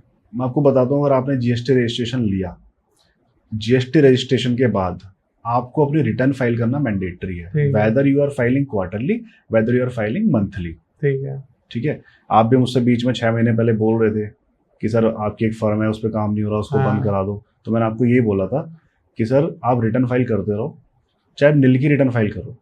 यहाँ पे नील का मतलब नील ही होता है। वो इनकम टैक्स वाला नील अलग है, GST का नील अलग है। यहाँ पे मतलब 0 ट्रांजेक्शन है। क्योंकि यहाँ पे तो अगर 50 रुपए की भी ट्रांजेक्शन होगी तो उस पर भी 18% GST के हिसाब से 9 रुपए लग जाए। बिल्कुल। तो यहाँ पे नील का मतलब नील ही होता है। तो आप नील की रिटर्न जरूर फाइल करें। अगर आप नील की रिटर्न फाइल नहीं कर पा रहे हैं, ठीक है, तो आप पेनल्टी के लिए तैयार रहें। पेनल्टी पे बहुत ज़्यादा नहीं है, अगर मैं देखूँ तो 20 रुपये पर डे है नील फाइलिंग की, 50 रुपये पर डे है जिसमें बिल्स वगैरह होते हैं, सेल परचेज होती है, और उसकी भी एक कैपिंग दे रखी है 2000 रुपये और 500 रुपये। पहले वो 2000 वाली लिमिट 10,000 हुआ करती थी। 2000 रुपये मतलब 2000 रुपये मैक्सिमम पेनल्टी लगेगी, उससे ज़्यादा नहीं लगेगी। उससे ज्यादा नहीं लग सकती, चाहे कितना भी डिले हो कितना गया। भी डिले हो जाए, बट वो मंथ के हिसाब से ना, हाँ उस मंथ की पर्टिकुलर 2000 रुपये कैपिंग। नहीं, मैंने तो आपसे ये भी कहा था कि ये सारी भर भरा के खत्म करो, ये सब बंद कराओ फिर से। सर दोबारा से नया रजिस्ट्रेशन आजकल आसान नहीं है ना। हाँ वो मैंने आपको बताया था कि अंडर द टेबल क्या चीज़ें हो रही हैं क्या नहीं हो रही है, क्योंकि ऑब्जेक्शंस इतने आ रहे हैं, आप डॉक्यूमेंट्स लगा रहे हो। ठीक है, अभी मैं पहले ये वाली बात बताता हूँ आपको, रजिस्ट्रेशन वाली। अब रजिस्ट्रेशन आपने करा के रिटर्न अगर आप फाइल नहीं कर रहे हैं तो आपको पेनल्टी का सामना करना पड़ेगा सर। और पेनल्टी अगर आपने जहाँ पे मतलब रिटर्न भरनी छोड़ दी, तो ऐसे ऐसे लोग हैं कि 1.5 2 साल से रिटर्न ही फाइल नहीं है। उन्हें पूछो तो कहते काम ही नहीं है कुछ। भाई साहब काम नहीं, रिटर्न तो फाइल करनी पड़ी थी, सीए ने बताया नहीं जी। सही बात है। मैंने कहा अब मेरे पास आए हो, मैं बता रहा हूँ, अब कर दो भाई साहब, बंद ही करवा दो।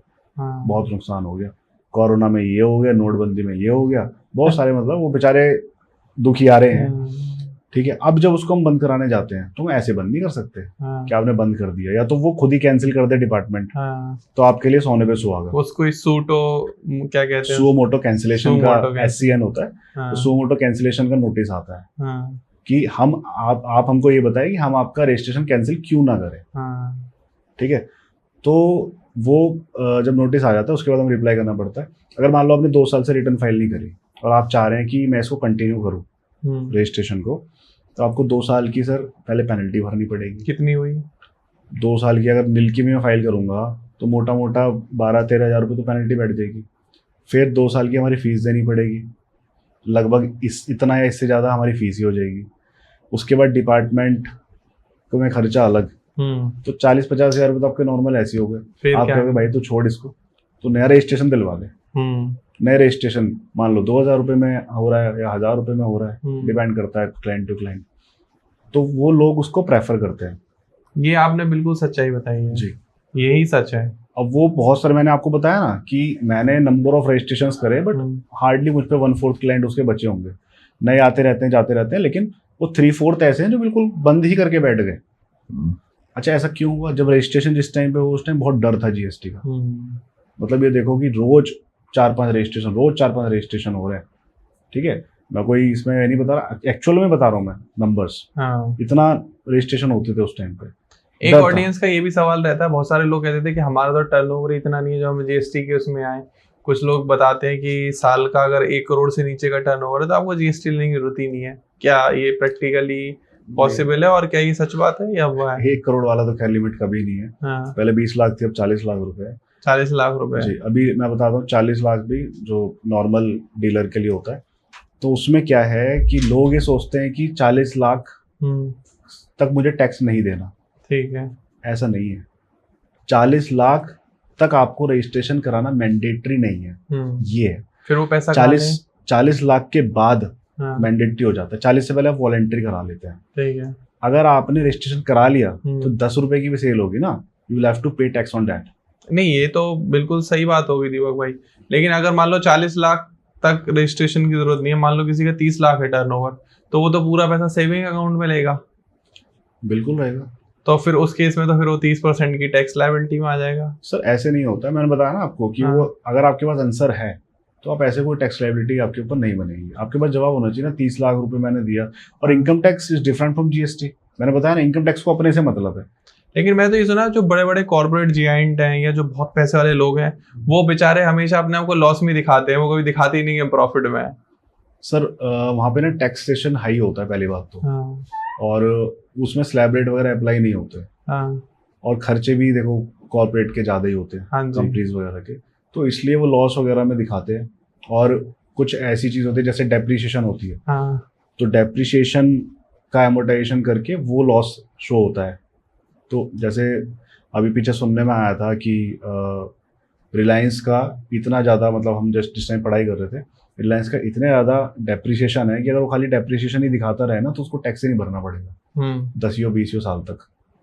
डेप्रिसिएशन लगता है एसेट्स के ऊपर, अब एसेट्स ही उसकी इतनी है कंपनी के नाम से, तो वो डेप्रिसिएशन लग रही है तो टैक्स बनी नहीं है, उससे एडजस्ट हो जाता है, खर्चों में आ जाता है बेसिकली। ये होता है अभी। और जैसे ओयो के फाउंडर रितेश अग्रवाल, उनकी नेटवर्थ तो बढ़ती चली जा रही है, लेकिन मुझे पता चला कि उनकी कंपनी हर साल लॉस में जाती है, लॉस में ही है, मतलब प्रॉफिट कर ही नहीं पा रही है। सर वो कैलकुलेशन नेटवर्थ की हाँ। है ना, और जो हम इनकम टैक्स फाइल कर रहे हैं वो बेसिकली अलग अलग है। वो उनकी पर्सनल नेटवर्थ क्या है, कंपनी की क्या है। अब ज्यादातर आप जो देखोगे ना वो कंपनियां लॉस में चलती हैं। जोमैटो बहुत बड़े लॉस में चल रही थी, बहुत बड़े लॉस में, अभी भी लॉस। जब इन्होंने ब्लिंकिट बनाया, ब्लिंकिट जो है बहुत ज्यादा नुकसान हो गया। जो मैंने पढ़ा था उसमें ये आया था कि ब्लिंकिट जो है इसलिए लॉस में गया क्योंकि इन्होंने अपनी ब्रांडिंग कर दी। पहले ग्रो फर्स्ट के नाम से था, ग्रो फर्स्ट जब ब्लिंकिट में चेंज हुआ तो इन्होंने अपनी ब्रांडिंग में काफी पैसा लगाया, ठीक है। दूसरा, इन्होंने जो वो डिलीवरी का टाइम कम किया, ब्लिंकिट मतलब कि आग झपकाओ और आपके पास सामान आ गया। और ऐसा होता था, आग झपकाना तो नहीं खैर, बट हाँ 5-5 मिनट में मैंने खूब चीजें करी है। मतलब अपनी गली के बाहर थोड़ा सा गाड़ी में हूँ, गली के बाहर, और बस हल्का सा जाम है, मैंने वहीं पे बैठे बैठे ऑर्डर किया, घर तक गाड़ी पहुंची, इतना तो जोमैटो वो ब्लिंकिट वाला आ गया। ये तो हो ही रहा है, अभी भी हो रहा है मतलब, है ना। तो ये चीजें है, तो इस चक्कर में उनका काफी ज्यादा कॉस्टिंग्स वगैरह आ गई थी, ठीक है, ब्लिंकिट की।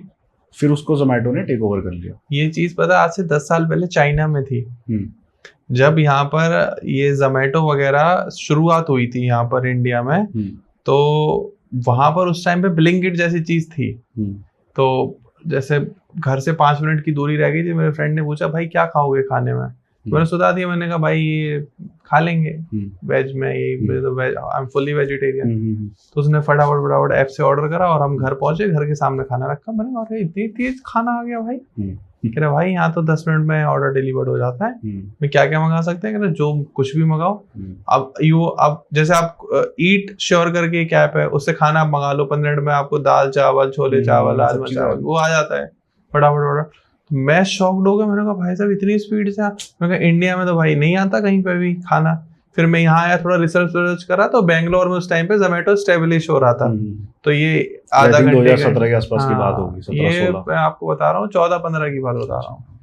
मैं मतलब शॉक्ड हो गया, उस टाइम पे चाइना में था, अभी जाएंगे पता चले पता नहीं क्या हो गया होगा। अब तो ड्रोन से डिलीवरी वगैरह बेसिकली क्विक कॉमर्स है।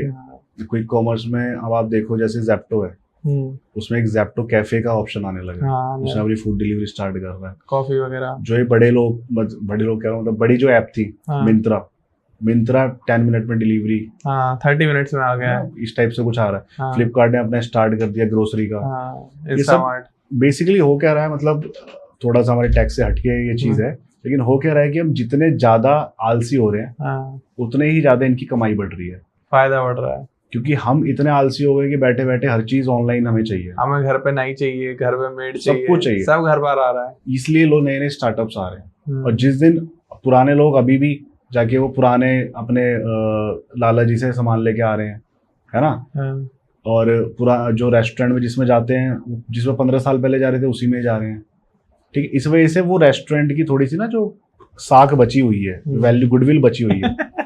अदरवाइज अगर सिर्फ ऑनलाइन के थ्रू ही चले ना, क्योंकि ऑनलाइन में ना तो खाना कई बार ऐसा होता है ठंडा आता है ना, कभी कभी ऐसा होता है बेचारा राइडर अटक गया कहीं, ठीक है, मैं उनकी कभी गलती नहीं मानता, वो कहीं ना कहीं फंस जाते हैं कुछ भी, तो वो उस वजह से ना काफी बैड एक्सपीरियंस होता है। मैंने भी 2-3 बार ऐसा एक्सपीरियंस किया, बट वही है कि जितना ज्यादा हम आलसी होते जा रहे हैं, ठीक है, हेल्थ वाला जो कैटेगरी है उन लोगों को भी इसका बेनिफिट मिल रहा है। सही बात, चाहे वो डाइटिशियन हो, सब फायदा उठा रहे हैं, चाहे वो जिम वाले हो, है ना। मतलब मैं क्या बताऊं ऑडियंस को, अभी उन्हीं के साथ पॉडकास्ट हुआ है। अच्छा एक डॉक्टर हैं, तो उन्होंने इस चीज को लेके काफी डिस्कशन किया कि हम लोगों का जो स्क्रीन टाइम है वो बढ़ता जा रहा है, लाइफ स्टाइल खराब हो रहा है, ओबेसिटी बढ़ रही है, पेट निकल रहा है सबका। 10 मील पकड़ो, उसमें से 8 या 9 के पेट निकले मिलेंगे। मेरा ही निकला हुआ हम दोनों भाइयों का ही निकला हुआ, तो ऐसा ही है। तो ठीक है, हम वापस हमारे टैक्स वाले पार्ट पर आते हैं जी। तो आपको ज्यादातर इंक्वायरीज कहाँ से आती हैं और किस तरीके से आप हैंडल करते हो? क्या जरूरी है कि जिसको अपनी टैक्सेशन फाइल करानी है वो लोकल दिल्ली एनसीआर से हो, या कहीं से भी बंदा कॉल करके आपसे अपना काम करा? सर ये गवर्नमेंट ने बहुत अच्छा काम कर दिया है। जब पहले वैट होता था, ठीक है, बिफोर 1 जुलाई 2017 से पहले, तो उस टाइम पे क्या था कि हम सिर्फ दिल्ली का काम कर पाते थे, यूपी का कर सकते थे क्योंकि यूपी कनेक्टेड ही एनसीआर में आता है जनरली, जो हमारे आसपास के एरिया है, बट हम उतना एक्सपर्ट नहीं थे पहली बात, और एक दो कोई मान लो कि हाँ 500 में से कोई एक क्लाइंट आ रहा है तो हम उसको मना कर देते थे। अब जब से जीएसटी आया है तो ऑल ओवर इंडिया का काम हमारे पास है, हर कोई क्लाइंट है हमारा। पैन इंडिया से आपके ऑफिस में 10 लोग हैं, वो 10 मेरे क्लाइंट है। आपका कोई ऑफिस के ब्रांच कहीं बैंगलोर में है, हाँ, वो 10 मेरे क्लाइंट है। सब मेरे क्लाइंट है, मैं जिसको बनाना चाहूँ। हाँ, ठीक है, तो पैन इंडिया सारा काम आता है। इनकम टैक्स पहले से सेंट्रलाइज था। हाँ, ठीक है, वो तो उसमें तो क्या था कि भाई हम यहाँ बैठे बैठे आईटी फाइल कर सकते थे। हाँ, और भी काफ़ी सारी सर्विसेज हम प्रोवाइड करते हैं, जैसे ट्रेडमार्क, फूड लाइसेंस, अच्छा, इंपोर्ट एक्सपोर्ट कोड। ठीक है, तो ये सारी चीज़ें सेंट्रलाइज्ड होती हैं, इसमें कोई भी लोकेशन या कुछ कोई पंगा नहीं है। तो हमारे पास हर जगह के क्लाइंट हैं। और एक बहुत बढ़िया मैं आपको चीज़ बताने जाऊँगा, हाँ जी, हाँ जी, एक बहुत बढ़िया चीज़ मैं आपको बताना चाहूँगा कि हमने अपने एक एसोसिएट प्रोग्राम बनाया हुआ है। ठीक है, ठीक है, इंडिपेंडेंट टैक्स एसोसिएट, ठीक है, उसको हम आईटीए बोलते हैं। हाँ, मुझे बड़ा मतलब मज़ा आया था जब मैंने इस चीज़ को लॉन्च किया था। हाँ जी। मज़ा क्यों आया था कि लोग ना अवेयर नहीं है। ठीक मेरा है, हमेशा जो मोटिव रहा वो ये रहा कि लोग अवेयर हों चीज़ों को लेके। ठीक है, अभी मेरी दूसरी कंपनी भी है, तो उसका नाम है टैक्स भरेगा इंडिया। टैक्स भरेगा इंडिया, जी, तो वो नाम मैंने मेरा, आप गोल देख रहे हैं कि टैक्स भरेगा इंडिया मींस पूरे इंडिया वाले टैक्स भर सके। ऐसे नहीं कि मैं उनसे ज़बरदस्ती टैक्स के लिए फोर्स कर रहा हूँ, बट उनको अवेयरनेस होनी चाहिए। हाँ, मेरी एक और कंपनी है बिजनेस करेगा इंडिया, यूट्यूब पे भी आप सर्च करेंगे हाँ, तो हाँ, आपको मिल जाएगा। तो उसके लिए शायद हम अगली बार मीट करें। डन डन, ठीक है, तो बिजनेस करेगा इंडिया में भी मेरा यही मोटिव है कि लोगों को बिजनेस करना आ सके, हम उसको सिखा सके, और जो जो प्रॉब्लम्स, जो बर्निंग प्रॉब्लम्स है उनको उनका सॉल्यूशन हम निकाल सकें। सो मैंने आईटी प्रोग्राम बनाया। वो क्या है, बेसिकली एक तरीके से फ्रेंचाइजी आप कह सकते हो। जो बड़ी बड़ी कंपनीज है, मैं किसी का नाम नहीं लेना चाहूँगा, बट वो 20,000 25,000 रुपये, 1-1 लाख रुपए तक चार्ज करते हैं कि आप हमारे साथ जुड़ें, एसोसिएट बने और अपने शहर में बैठ के कमाएं। 1 लाख, 1.5 लाख, 2 लाख रुपए की गारंटी देती है। वो सब खोखली होती है, कोई कमा नहीं पाता, और हर कोई बंदा उसको ज़्यादातर 6 महीने बाद, साल भर बाद उसको बंद करके बैठ जाता है। अब मैंने सोचा कि मैंने यार कैसे लोगों तक अप्रोच किया जाए। कोई क्लाइंट तेलंगाना का है, उसने मुझे गूगल पे सर्च किया या मेरी यूट्यूब पे वीडियो देख ली तो उसने मुझे अप्रोच कर लिया, बट उससे पहले तो मुझको नहीं जानता था वो। तो मैंने क्या करा सर कि मैंने अपने एसोसिएट्स बनाने चालू करे। ठीक है, ठीक है, एसोसिएट्स के थ्रू फायदा क्या होता है, एक तो वो लोकल है वहाँ के, तो वो ज़्यादा कनेक्ट कर पाएंगे। जी, ठीक है, दूसरा उनकी एक एक्स्ट्रा इनकम होगी। हाँ जी, कोई टारगेट हम उनको नहीं दे रहे, हाँ, कोई उनसे बहुत बड़ा अमाउंट चार्ज नहीं कर रहे, ठीक है। मात्र 499 रुपये देके, हाँ, सिर्फ 499 देखिए वो हमारे एसोसिएट बन जाते हैं। 499 भी इसलिए हम उनसे लेते हैं कि फ्री की चीज़ की कोई वैल्यू नहीं होती। उनको ट्रेनिंग वगैरह भी हाँ, प्रोवाइड, उसमें ट्रेनिंग भी प्रोवाइड होती है, उनको एक मैनेजर भी प्रोवाइड होता है, उनको सोशल मीडिया के लिए डिज़ाइंस पोस्ट वगैरह भी दी जाती हैं, सर्टिफिकेट, विजिटिंग कार्ड, सब कुछ उनको प्रोवाइड करता है। मतलब मैं कहता हूँ कि फुल वर्थ है, वो तो कोई दिक्कत ही नहीं है। अगर मैं उनसे इस चीज़ के 3-4 हज़ार रुपये चार्ज कर लूँ तो मेरे हिसाब से कोई वो ज़्यादा नहीं है। वो दे भी देंगे। हाँ, बट स्टिल 499 मैं उनसे चार्ज कर रहा हूँ ताकि हम लोगों से कनेक्टिविटी बना सके। और मुझे बड़ी खुशी है कि मैं आपको अगर मैं बताऊँ तो करीबन 8 से 10 स्टेट्स में अपने एसोसिएट्स हैं। कितने एसोसिएट्स होंगे आपके? नंबर ऑफ एसोसिएट तो भी कम है। ठीक है, अभी है 30-35। ठीक है, बट स्टेट्स हैं, जैसे मैं आपको बताऊँ गुजरात, राजस्थान और बिहार में जैसे रांची, अहमदाबाद, और आपका ये एमपी में हो गया, महाराष्ट्र में भी है। तो ऐसे लोग हमसे जुड़े हुए हैं। अब वो एक्टिवली वर्क करें ना करें वो तो देखो सर उनके ऊपर डिपेंड करता सही बात है। मैं ज़बरदस्ती किसी को फोर्स नहीं कर सकता उस चीज़ के लिए, बट हम पूरा तैयार रहते हैं। उनको टाइम टू टाइम कॉल्स जाती हैं हमारे एग्जीक्यूटिव की कि बताइए कोई हेल्प चाहिए आपको, कोई इंक्वायरी है आपकी। सर हमारे काम में एडवाइस तो फ्री मिल रही है ना। सही बात है। कोई कुछ भी इंक्वायरी कर रहा है तो उसको फ्री में सब पता लग ही रहा है ना। बिल्कुल बिल्कुल। तो उसके थ्रू मैं जूम मीटिंग वगैरह भी करता हूँ। हाँ जी। तो उसके थ्रू उन तक हमारी बात पहुँच पाती है और काम भी आता है। ठीक है, बाकी मैं इस चीज़ की कोई गारंटी नहीं लेता कि भाई मैं आप इतना कमाओगे 1 लाख 2 लाख 4 लाख।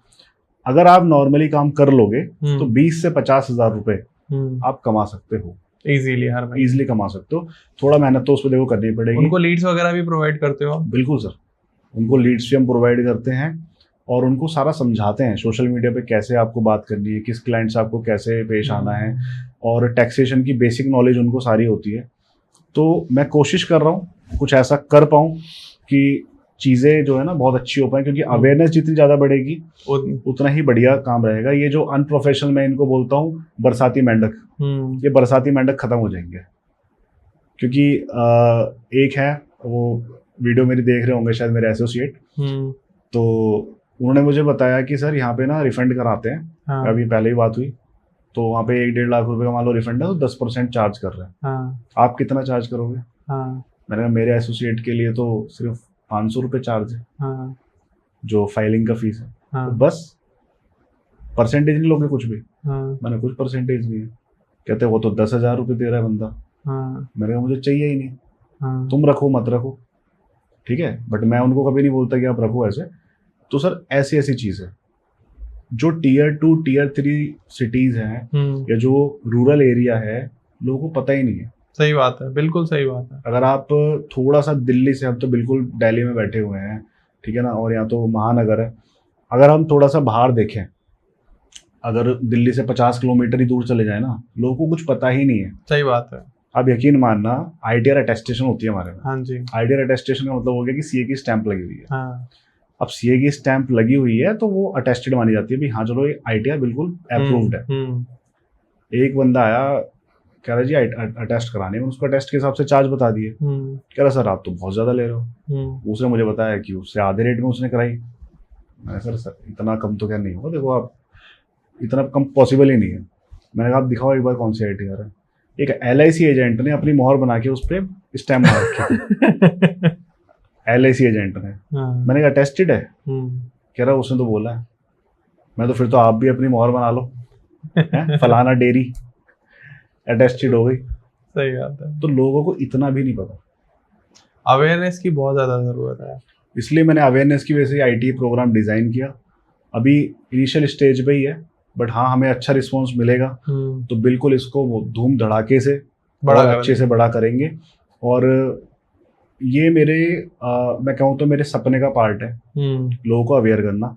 क्योंकि सर मैं कोई भी काम करता हूँ तो इस तरीके से करता हूँ कि लोगों की सेटिस्फेक्शन के हिसाब से और लोगों को बिल्कुल गुड फेथ में और बिल्कुल ट्रू एंड फेयर काम कर सकूँ। अदरवाइज मुझे काम नहीं करना। जब भी मैंने अपने करियर की शुरुआत करी थी, मेरे पापा मुझको खैर मना करते थे कि जब मैंने पढ़ाई करते करते काम स्टार्ट किया, मेरे पापा ने मना किया था कि नहीं करना, अभी कोई ज़रूरत नहीं है, कोई पैसे थोड़े कमाने हमें। मैंने कहा नहीं, मुझे बस थोड़ा अपने नॉलेज के लिए, प्रैक्टिस के लिए करना है। उन्होंने बोला कोई बात नहीं, चल कर ले। मैं तो खैर नहीं सपोर्ट करता इस बात को, बट स्टिल मैं ये कहूँगा कि बेटा कभी भी किसी का काम गलत मत करना, किसी का काम गलत मत करना, कोई फंसा ना जाए या तुम गलत तरीके से पैसे मत कमाना। बहुत ही प्रीशियस काम है ये। हाँ जी, तो प्रोफेशनल रहना हमेशा। परफेक्ट। और वही है चीज़ों को सर, हम देखो बचपन से जो चीज़ें सीखी हैं वही अपने काम में इम्प्लीमेंट करी हैं, मेहनत से कमाना सीखा है और उसी हिसाब से आगे ग्रो भी हुई है। And wish you all the best कि आप ग्रो करो, साथ के हम भी ग्रो करें, क्योंकि हम आपसे जुड़े हैं, आप हमसे जुड़े हुए हो। बिल्कुल। और हम दोनों ऑडियंस से जुड़े हुए हैं। बिल्कुल।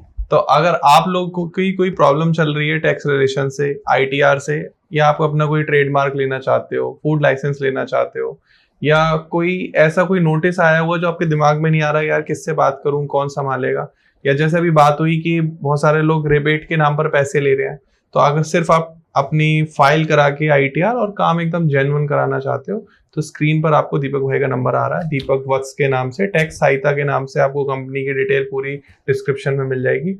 कोई भी कमेंट में आप सवाल पूछ सकते हो टैक्सेशन से रिलेटेड कि मैं ये जॉब करता हूँ, ये मेरी इतनी इनकम है, मेरा कितना टैक्स फाइल होगा, या मैं ये ट्रैक्टर खरीदने वाला हूँ, गाड़ी खरीदने वाला हूँ, ज़मीन खरीदने वाला हूँ, मकान खरीदने वाला हूँ, मुझे कितने की ITR फाइल करानी चाहिए, या इसके अलावा अगर कोई TDS वगैरह आपका कट गया है तो उसमें से आपको कितना रिबेट मिल जाएगा, क्योंकि अंदर बहुत सारी चीज़ें फॉर्म में, हमने टेक्निकलिटीज तो इसमें अभी बहुत सारी डिस्कस करी, लेकिन ये बहुत बेसिक था ताकि आप आम जनता उसको समझ पाए। मैं इस चीज़ में एक चीज़ और ऐड ऑन करना चाहूँगा। इट्स नॉट कंपलसरी कि आप मेरा पॉडकास्ट देख रहे हैं तो आप मेरे से काम कराएं, बट आप अवेयरनेस जरूर ज़्यादा से ज़्यादा लोगों तक फैलाएं। लोगों को पता होगा तो ही लोग सही से काम कर पाएंगे। आप बिना किसी नॉलेज के, बिना किसी अवेयरनेस के और अपनी आईटीआर फाइल खुद करना, जीएसटी खुद फाइल करना या खुद आपका फूड लाइसेंस अप्लाई करना, ये काम आप बिल्कुल ना करें। आप किसी से भी कराएं बट प्रोफेशनल से करें। डन। तो प्रोफेशनल से कराने के अलग ही फायदे होते हैं। जब आप किसी परेशानी में फंस जाते हो तो वही आपको बाहर निकाल के लेकर आते हैं। अब भले ही आप यूट्यूब पे एक वीडियो देख लो, मैंने किसी से पूछा था तो उन्होंने मुझसे सवाल पूछा कि सर ये तो हम यूट्यूब पे देख के कर लेंगे, तो मैंने उनको बताया, मैंने कहा यूट्यूब पे तो ये भी वीडियो है that how to do a brain surgery, बिल्कुल तो कर लो भाई ब्रेन सर्जरी। एंड यूट्यूब पे तो आप सर्च करके देख लो how to safe land on moon, इसके ऊपर भी वीडियो है, तो आप मून पे सेफ लैंड कर लोगे क्या? इसके ऊपर है वो तो यूट्यूब पे तो हर चीज अवेलेबल है। यूट्यूब पे तो हमारी ये पॉडकास्ट भी अवेलेबल है, लेकिन हम क्या रिकमेंड कर रहे हैं कि हर काम प्रोफेशनल से कराना चाहिए। आप नहीं तो आप खुद प्रोफेशनल बनो, आप डिग्री लो, कोर्सेज करो, दिन रात पढ़ाई करो सीए की और आ जाओ टैक्सेशन फील्ड में। लेकिन एट लास्ट सभी से रिक्वेस्ट है कि प्रोफेशनल से अपना काम कराएं। डिस्क्रिप्शन में पूरी डिटेल है टैक्स सहायता की, दीपक सर की, आप उनसे भी अपना काम करा सकते हैं। और वीडियो को ज़्यादा से ज़्यादा लोगों के साथ शेयर करें, लाइक करते हैं और चैनल को सपोर्ट के लिए सब्सक्राइब करें। And thanks to all of you कि आपने हमारी इस कन्वर्सेशन को सुना, अपना कीमती समय में दिया।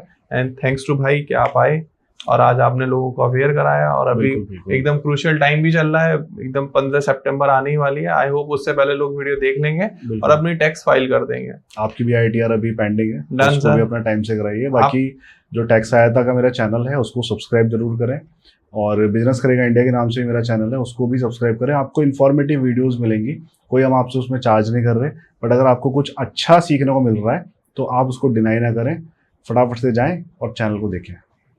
Thank you so much for watching. मिलते हैं अगले पॉडकास्ट में, तब तक के लिए नमस्कार, राधे राधे। नमस्कार।